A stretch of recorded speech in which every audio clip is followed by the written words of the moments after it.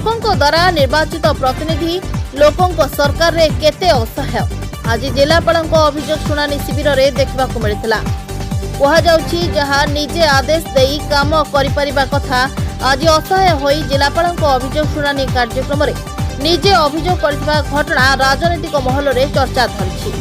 आमे कहूँ गंजाम जिला कोदला एनएससी उपाध्यक्ष कथा।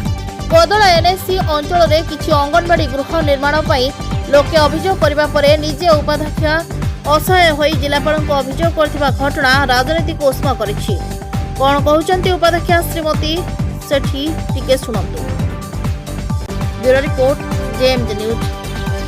अभियोग आसती आमर 5टारे आमर अंगनवाड़ी सेंटर नथिबा जोगु मु अभियोग करबा आसती आम जिलापाल सार को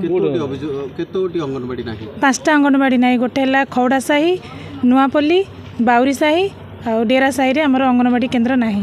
जो पिलाने बहुत असुविधार सम्मुखीन होचंदी।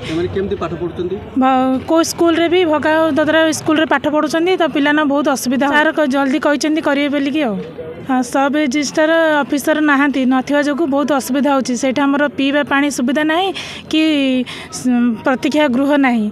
तो हमर तहसीलदार मैडम दायित्व अछंदी जोड़ा कि तांकर बहुत काम थिया जोगु तांके समय देई पान नाहांती। तो डाकी सार कहले जे तुरंत आर कार्य अनुष्ठान निया जिवो बोली।